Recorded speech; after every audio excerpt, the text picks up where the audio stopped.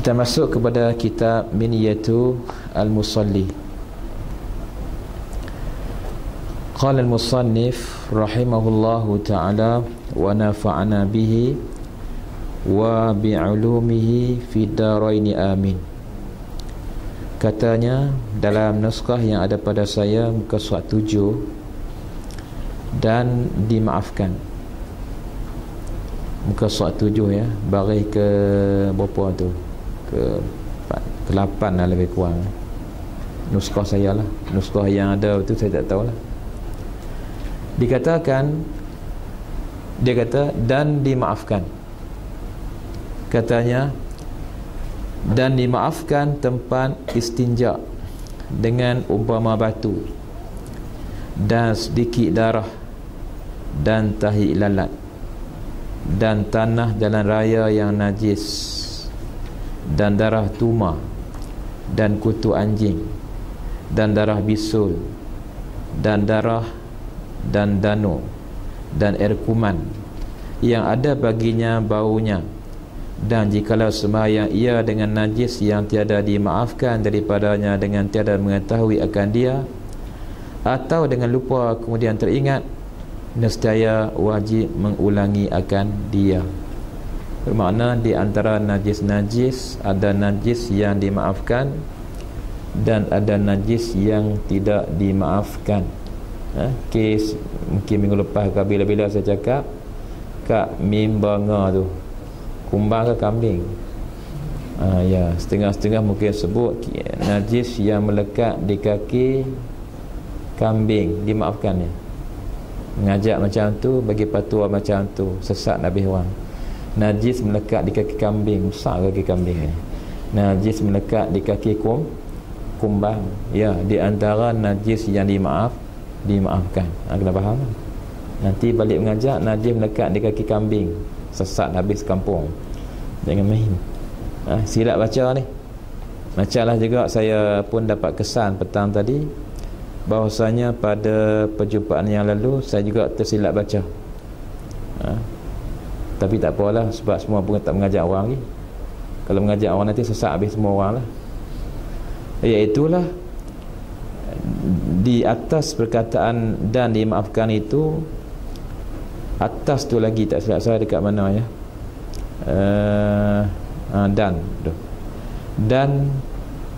dan tiada mengapa. Saya baca dulu dan tiada maaf, salah tu. Ain tu, ain ke apa ni? Mengapa, bukan ain. Kalau tiada maaf tu bau ain. Dan tiada mengapa, jika berbetulan dengan dia pada ketika bangun dan duduknya dengan ketiadaan bersentuh. Saya huraikan dalam pertemuan yang lepas, saya tak pasti, saya mengatakan kemungkinan ada dua pendapat lah. Sebab oleh kerana saya baca dan tiada maaf, maka menunjukkan seolah-olah apa yang ada dalam kitab ini seolah-olah bertentangan dalam kitab fiqh manhaji, sebuah kitab fiqh mazhab Syafi'i yang dihasilkan pada abad ke-20, yang sekarang ni dianggap salah sebuah kitab yang masyhur lah juga. Jadi dalam kitab itu memang jelas dalam bahasa Arab, bermakna kalau kita bersolat, kita rokok ataupun kita sujud, najis memang berada di tempat sujud kita. Kita rokok, kita kangkangkan paha kita, lutut kita. Kita manjangkan kepala kita ke depan, kita sujud. Di tengah-tengah tu ada najis. Sah tak solat kita? Jawapannya sah. Dalam kitab fiqh manhaji itu jelas. Tetapi oleh kerana saya baca salah dalam pertemuan yang lalu dan tiada maaf, masalah. Jadi makna lain. Jadi makna tak boleh lah. Tapi sebenarnya tadi saya ulang balik, saya tengok cek semula, sebenarnya bukan maaf, sebenarnya apa tu, tu, dan tiada mengapa. Dan tiada mengapa. Dan tiada mengapa jika berbetulan dengan dia pada ketika bangun dan duduknya dengan ketiadaan bersentuh. Najis ada tempat tu, tempat kita solat tu, kita berdiri di tengah-tengah tu najis, kita garis kangkang kaki, tengah-tengah tu najis, kita tak sentuh dia, boleh tak? Ya, jawapannya dan tiada mengapa, tak apalah. Bermakna jelas, bermakna pendapat musannif dalam kitab ni sebenarnya samalah juga dengan kitab-kitab fiqh mazhab Syafi'i yang lain. Wallahu a'lam. Mohon diperbetulkanlah kalau dicatatkan dalam pertemuan yang lalu dan tiada maaf, dicatatkanlah sebenarnya dan tiada mengapa. Baik. Bermakna najis kemudiannya dapat dibahagikan kepada dua. Ada yang dimaafkan yang disebut dalam bahasa Arab sebagai al-ma'fuwatu minan najasah. Ma'fuwatu minan najasah. Dan yang keduanya disebut sebagai najis yang la tu'afa, yang tidak dimaafkan lah. Ini memang najis betul-betul lah. Yang kita faham dulu dibahagikan kepada tiga lah yang kita belajar selama ni, iaitulah apa? Mukhaffafah, mutawassitah dan mughallazah. Tiga ni lah. Ini kita faham lah. Dalam mana-mana kitab Syafi'iyah selalunya dibahagikan macam tu lah, tiga tu. Baik, jadi memang tidak ada masalah lah, memang kita faham. Tapi dalam nak menghuraikan najis yang tidak dimaafkan ini, banyakkah? Kadang-kadang memang tak dimaafkan. Tapi kalau najis tu sikit, darah tu sikit, dimaafkan. Ini yang disebut tu.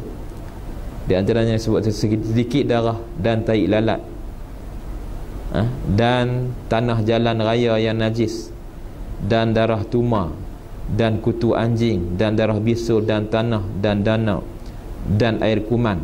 Danau tu macam air kuman lah jugalah, macam ibisa.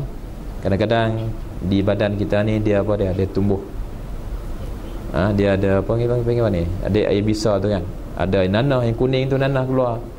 Yalah, itu kalau tengah-tengah solat pecah, tak apa, dimaafkan. Itu dia agak sebagai sikit lah, tak ada masalah.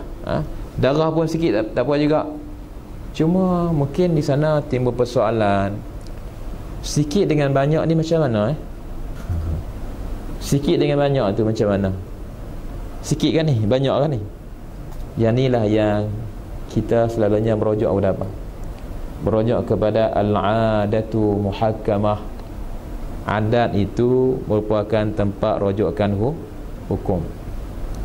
Yang menentukan banyak dan sikit tu ialah adat. Tanya kawan yang ada semua kita malam ni, sikit ke banyak? Semua pakat kata sikit, adatnya sikit lah. Tapi kalau majoriti kata banyak, memang banyak lah, memang banyak. Termasuklah kadang-kadang, termasuklah juga bulu kucing. Kucing ni binatang yang tidak boleh dimakan. Kucing najis tak? Kucing najis tak? Dia tak mandi ustaz, dia tak basuh ustaz, najis kot? Najis tak? Ya. Jawapannya tentang masalah kucing ni, kucing tu sendiri dia tak najis. Habis dia tak mandi, dia tak diwajibkan mandi pun, tak taklif apa. Masalahnya sekarang ni, kucing tu kalaulah dia tu bersandar daripada kita, tiba-tiba bulu dia tu melekat di badan kita ketika mana kita tengah solat, apakah bulu kucing itu najis? Apakah bulu kucing itu najis? Sebenarnya cerita ke di sini dulu. Ketika mana kami belajar dahulu, ialah musim sejuk, orang pakai apa ni? Orang pakai baju lah, baju sejuk lah. Kadang-kadang baju tu ada bulu-bulu. Dia pakai kopiah pula, kadang-kadang kopiah tu macam apa, orang duduk di orang Eskimo macam tu, ada bulu. Jadi waktu tu timbul isu, bulu ni bulu apa ni? Bulu beruang. Yang duk tahu, yang duk mengaji ni, kalau mazhab Syafi'i, yang dimaafkan ialah kulit. Kulit apa pun tak apa. walaupun binatang itu binatang yang tidak boleh dimakan, kecuali anjing dan satu lagi itulah yang tu. Yang tu memang tak boleh. Kulit tu kok mana pun tak boleh. Sebab apa? Sebab kita mengatakan najisnya ialah najis ain. Ain itu memang najis, tak boleh. Tapi kalau yang lain tu, ulat ke apa ke, kalau setelah berlakunya dibar, berlakunya samak, ya, kita buat tali pinggang, buat tali jam, apa semua itu boleh. Boleh. Ayyuma ihabin dubira faqat tahur. Ada hadis yang menyebut. Ini mazhab Syafi'i. Ada juga mazhab yang mengatakan tak boleh. Tak apalah, kita menguraikan pandangan fiqh mazhab Syafi'i. Yang diboleh adalah kulit. Bulunya tetap tak diboleh. Tak dibolehkan. Kecualilah kalau bulu pada binatang yang boleh dimakan. Dan binatang itu memang kita boleh makan. Macam orang ambil apa ya, bulu biri-biri ya, syukur bulu biri-biri itu dia buat baju ke buat apa ke, ya, itu tak apa, sebab itu boleh dimakan. Tapi kalau ambil bulu kucing, syukur buat baju, bulu kucing tadi pakai, ya, yang ni tak boleh. Sebab apa? Sebab kucing ialah binatang yang tidak boleh dimakan. Jadi hukum dia sama dengan hukum seolah-olah macam bangkai lah. Bangkai tak boleh, najis. Kalau macam tu, macam mana kalau sikit? Kalau yang lain tu mungkin tak ada isu lah, tapi kucing ni isu sikit lah. Sebab ada tengah solat, dia duduk berjalan tepi kita je, datang-datang sanak badan dia, tengah-tengah duduk tahiyat, dia pun tengok kita pula pakai mazhab Syafi'i kan. Tapi mazhab Syafi'i okey lah kan, setakat asyhadu an la ilaha illallah ya. Tapi kalau mazhab yang gerak banyak kali tu, dia pun lagi terkejut kan. Dia tengok tu apa ni duduk macam tu tak berhenti, dia pun duduk tengok ke apa ni duduk tak berhenti kan. Ada kan mazhab tak berhenti kan? Tengok kawan-kawan kita solat di sini. Saya tanya kat dia, orang ni ikut sunnah ni ke ikut sunnah ni? Cuma sunnah ni saya tanya lagi, sunnah ni berapa minit lah? Cepat ke lambat ke? Tak ada jawapan lah. Tak susah jawapan kak. Buat mana tak ada jawapan sebenarnya. Kata je ikut sunnah, tak ikut sunnah juga kan. Dia tahu kan ikut sunnah ni laju ke cepat ke ikut, pasti tak? Tak pasti. Jadi dalam masalah tu bermakna itu masalah ijtihadi, ijtihad.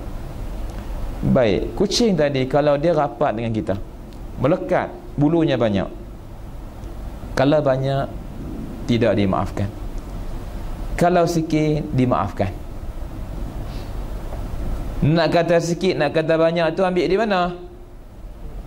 Sekali lagi, al-'adatu muhakamah, tempat rujukannya ialah adat. Adat siapa ni? Adat orang mai. Tanya kita lah. Semua kita ni kata sikit lah, bilang tengok 1, 2, 3. 3 ni ustaz dah jadi jamak ni. Jamak ni banyak. Oh dah hayang ni tak pakai lurah ni. Di sini dia tak pakai lurah, di sini dia pakai apa ni? Dia pakai adat. Dia kira apa? Kalau 3 tu masih sikit lagi lah. Tapi kalau tumpuk tu nampak-nampak ni tak larat nak bilang dah, kata adat kata banyak. Kira apa? Banyak. Kok lah nak pakai kaedah lurah lagi. Aqallul jam'i salah satun, paling kurang banyak itu ialah 3 tu kira tak dimaafkan dah. Ni tak pakai ni. Yang di sini kita pakai pakai adat, bukan pakai lurah. Wallahu a'lam. Baik. Kemudian dikatakan lagi, termasuklah jenis-jenis apa darah pun kalau sikit pun macam tu, tai lalat pun macam tu, jalan raya pun macam tu, dan sebagainya. Kalau ikut saya mengaji dengan seorang tuan guru dahulu, dia merupakan salah seorang anak murid Tok Kenali. Tuan guru saya ni dah pun meninggal dunia. Dia mengatakan dia salin dhabit. Ni panggil dhabit. Dia salin dhabit ni daripada Tok Kenali. Dia kata Tok Kenali mentafsirkan darah yang sikit tu, dia kata sebesar duit shilling 10 sen. Itu kira sikit. Kalau lebih itu kira apa? Banyak. Wallahu alam. Wallahu alam. Ini dah meninggal dunia. Yang ringkasnya kita pegang kata adat. Tanya kawan-kawan kebanyakannya kata ni banyak. Memang banyak lah. Kok-koklah lepas solat tiba-tiba ada darah keluar daripada kita ni, kita tak perasan kan? Mungkin pacak ketik dan sebagainya tak perasan. Tengok sikit, banyak ke sikit? Tanyalah kawan-kawan. Banyak ke sikit? Fikir-fikir banyak. Okey lah, kira banyak kena sembahyang lain lah. Sembahyang lain. Baik. Dan ketujuh,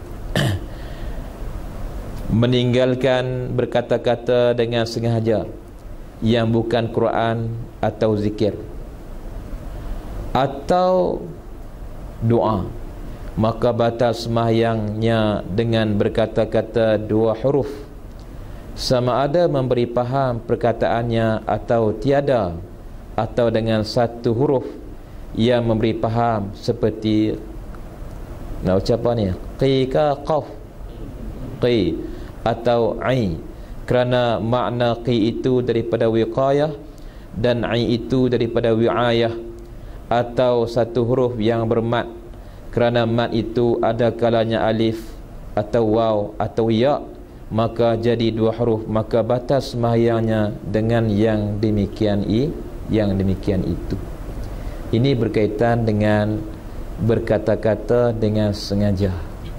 Tak sengaja? Tak sengaja. Boleh ke ustaz tak sengaja ni? Terlupa. Tak apa? Sebab Nabi pun berkata juga. Nabi berkata, tapi Nabi selesai solat dah. Tapi lepas itu Nabi sambung balik solat tu.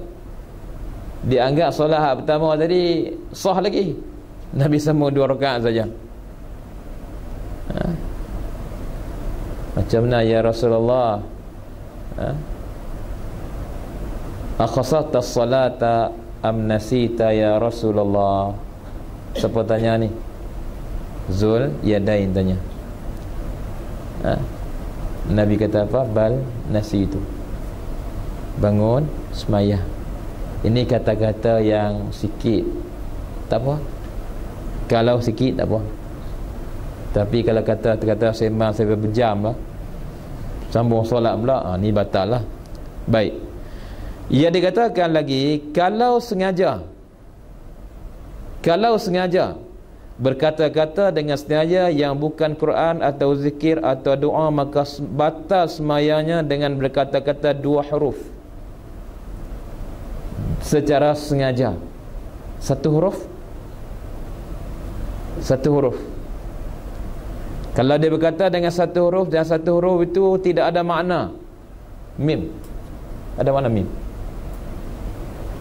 Tak ada makna. Mim, ba, ada mana? Ba, tak ada makna. Kalau dia cakap macam tu, tak apa. Tapi kalau dia mengatakan ai, li ni, dia ada makna dia. Ada makna. Jadi kalau ada makna yang macam ni, ai, qi itu ada makna, walaupun satu huruf saja ain tu, satu huruf saja, dia tetap membatalkan solat dia. Kecualilah kalau huruf tu huruf yang bermat. Kalau tidak ada makna, kalau ada makna satu huruf pun dah tak boleh.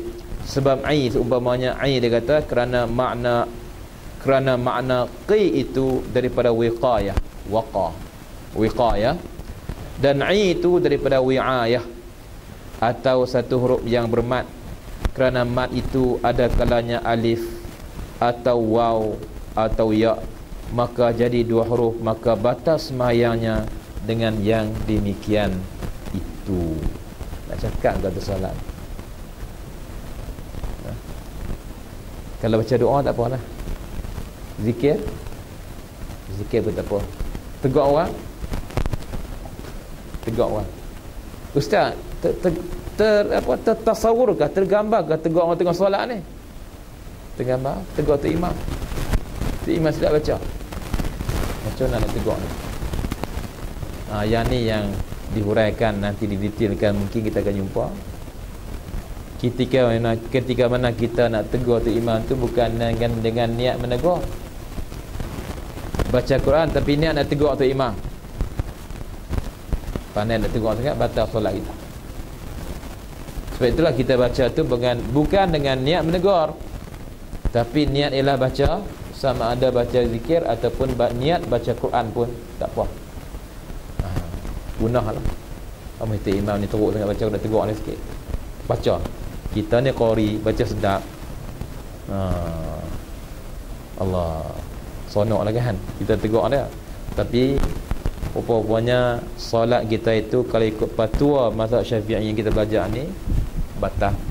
Bermakna nak tegur pun dia ada kaedahnya, dia ada tertibnya, ada panduannya, iaitulah ketika mana kita menegur imam itu, kita membaca Quran mesti dengan niat, sama ada niat baca Quran ataupun niat zikir, bukan dengan niat menegur imam. Wallahu a'lam.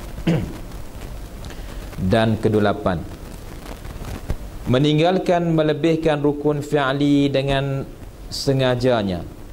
Maka jika ia sujud 3 kali atau rakaat 2 kali, seperti ia sujud di atas umpama suatu yang tajam, maka diangkatkan dahinya, maka ia sujud pula nescaya menambahi sujud jikalau sedikit diangkatkan kepalanya sekalipun. Semayang tempat kita ni okey kot tau. Tapi kalau semayang waktu demonstrasi tu, demonstrasi pula sebut, waktu-waktu tu lah semayang di tempat macam tu kan, dia tak ada apa kan, semayang atas tanah sah selagi mana kita tidak berjumpa dengan najis yang betul-betul najis, sah. Sebab apa? Sebab waju'alat liyal ardu tahurah, bumi ni dijadikan bersih, boleh kita solat, tidak ada masalah, tak perlukan sejadah ke apa, sembahyang lah, bersih, tak ada masalah. Baik, dia lah mungkin ada batu. Sebab itulah sebelum kita nak solat tu pastikan tempat kita nak sujud tadi beres, supaya kita sujud tu kita tak ganggulah sujud kita. Tapi kalau orang tak cermat ni, ketika mana dia pun bukan sembahyang itu, lepas tu dia sujud ada batu, sakit ni, sakit, letak dah, sujud dah, rapat dah, terangkat pula. Dalam kes ini apa tu, dia angkat pula tu, letak pula tu, seolah-olah telah berlaku sujud dua kali. Jadi ini jawapannya batal solat dia. Maknanya kita ringkaskan dalam bab solat, rukun fi'li tidak boleh ditambah, sama ada secara sengaja ataupun secara tak sengaja. Ini batal solat. Batal solat itu sengaja tak? Sengaja tak? Kalau terlupa lah cerita lah, lupa, dia tak ingat kata dia tambah pun. Macam orang yang imam tu, pernah berlaku di satu tempat, imam semayang maghrib 4 rakaat. Imam dah tua, umur 70, makmum tegur, dia terdengar kata lah, dia tua kan, dia terdengar kata, terus semayang. Apa jadi? Sehinggalah selesai tahiyat yang terakhir itu, sepatutnya dia bagi salam lah kan, dia bangun. Tahiyat yang kedua tu dia bangun, makmum ni kelang kabut belakang. Makmum pada ketika itu jadi gabra. Apa jadi? Kes yang berlaku itu diceritakan kepada saya, mereka telah berpecah kepada 3 kumpulan. Masya Allah, 3 pendapat ulama. Ni tegur, kami tegur untuk imam, tapi imam tak dengar. Allah, macam-macam. Yalah. Ketika itulah dia kata ada sekumpulan itu, oleh kerana imam bangun, kami tegur dia tak dengar, maka kami pun ikutlah dia. Ada sekumpulan lagi dia tunggu. Ada sekumpulan lagi mereka mufaraqah. Ini mana satu tu ya? Imam dia tidak ada masalah. Sebab apa? Sebab dia tak dengar, dan dengan i'tiqad dia, dengan keyakinan dia, kata semayang dia memang baru 2 rakaat. Dia tambah satu lagi tu atas dasar keyakinan dia, salah dia, batal solat dia. Tak batal. Sebab apa ni? Sebab dia memang tak ingat. Memang tak ingat. Tapi makmum yang ikut dia tu macam mana? Makmum yang ikut ni, ialah makmum ni telah melakukan satu kesalahan besar. Solat mereka batal. Mereka tahu kata imam tu dah jatuh longkang, ikut juga, salah, tak sah solat mereka. Yang mufaraqah selamat, tapi walaupun selamat, pahala berjemaahnya kurang. Tidak, dia mufaraqah tinggal imam. Tapi yang tunggu imam turun tu, yang ni yang terbaik, sah. Dan dalam masa yang sama, mereka dapat menyempurnakan solat mereka itu bersama dengan imam, sampai imam turun pula bagi salam, Assalamualaikum warahmatullahi, Assalamualaikum warahmatullahi, sekali dengan imam. Ni sah. Baik. Jadi ialah kalau kita sujud 2 kali, rokok 3 rokok pun tambah juga, ni tidak boleh lah. Kecuali apa rokok 2 kali ni? Semayang sunat apa? Sunat khusufus syams wa khusuful qamar. Sunat gerhana bulan dan sunat gerhana matahari. Memanglah diri pun 2 kali kan, untuk 1 rakaat. Dia rokok juga 2 kali. Ini dia ada kaedah dia sendirilah, kaifiat dia sendiri yang berkaitan dengan sembahyang gerhana bulan dan sembahyang gerhana matahari. Yalah, pernah buatlah. Bermakna kalau berlaku gerhana bulan, kalau berlaku gerhana matahari, kena buat. Yalah, selalunya dalam kita mengaji di universiti ni, sebab tok guru tak duduk sama kan. Kalau ngaji di pondok, tok guru duduk sekali dengan anak murid. Dia selalunya kalau ada gerhana matahari, inilah, dia akan buat sekali lah. Mari kita sembahyang ni, sembahyang gerhana matahari. Dia tak larat nak baca khutbah, dia panggil kita baca khutbah. Dia ada baca khutbah. Ketika mana saya mengaji dulu dengan seorang tuan guru, kebetulan itu berlaku gerhana matahari. Ialah dihimpunkan kawan-kawan kami semua. Ya. Waktu tu saya diminta, ditanggungjawabkan untuk baca khutbah dalam solat tersebut. Ni guru lama lah. Mereka ni banyak, kita katakan banyak mendidik umat lah. Terutamanya murid sistem pondok cara lama. Tapi kebanyakannya dah pun meninggal dunia. Baik. Dan demikian lagi, wajib meninggalkan perbuatan yang bukan daripada jenis sembahyang, seperti memukul 3 kali pukul, atau melangkah 3 langkah yang berturut-turut, atau lainnya daripadanya, atau 1 langkah yang keji, seperti melompat ia, maka batal sembahyang dengan dia. Orang kata jangan melangkah 3 kali berturut-turut. Dia nak sampai ke depan tu masa jauh. Kalau nak melangkah ni, nak 3 kali tak mau berturut-turut tu pasal lambat kan. Langkah, selangkah, berhenti, langkah pula berhenti, lambat nak sampai. Dia memang jenis apa, memang pakar lompat kijang, lompat terus ke depan sana, sampai sekali saja dia kata. Ya ni jawapannya apa? Batal solat dia. Sebab perbuatan itu merupakan pergerakan yang keji dalam solat. Ini dikatakan maka batal sembahyangnya dengan dia. Dan demikian lagi, wajib meninggalkan perbuatan yang bukan daripada jenis sembahyang, seperti memukul 3 kali pukul, atau melangkah 3 langkah yang berturut-turut, atau lainnya. Memukul ni lah, ni dia gerak habis ni. Adakah orang pukul macam tu? Ni bukan pukul kan. Ni dah, ni pukul nyamuk boleh lah. Pukul nyamuk ni pukul betul, ya, batal solat. Atau lainnya yang berturut-turut, atau lain daripadanya, atau 1 langkah yang keji, seperti melompat ia, maka batal sembahyang dengan dia. Tetapi dimaafkan perbuatan yang apa ni, Sedikitnya. Yang sedikit mana lagi?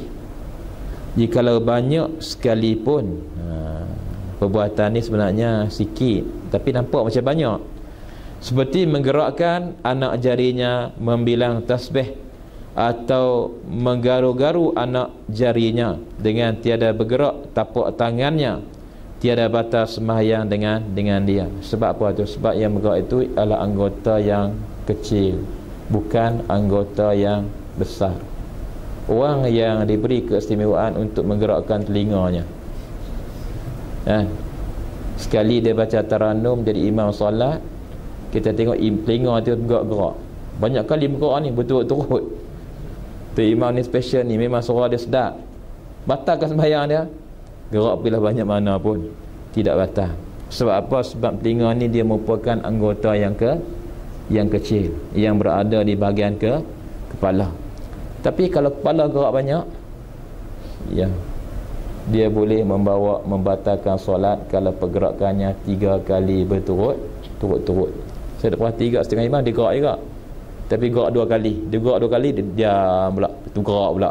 Waktu dia tarik tu dia diam kan. Yang ni tak apa. Tapi kalau dia tarik tu 2-3 kali goyang kepala tu, jawapannya memang batal solatnya. Ini yang berlaku dalam kes imam ketika mana mengimamkan solat. Baik, samalah juga dengan jari tangan yang saya ceritakan tadi, angkat tu batal. Tapi kalau ini saja yang gerak, yang ni dipastikan di sini ia tidak membatalkan solat kita. Sebab jari nisbah kepada tangan, jari ialah merupakan anggota yang kecil, wallahu a'lam. Dimaafkan perbuatan yang sedikit jikalau banyak sekalipun, seperti menggerakkan anak jarinya membilang tasbih, atau menggaru-garu anak jarinya dengan tiada bergerak tapak tangannya, tiada batas sembahyangnya dengan dia.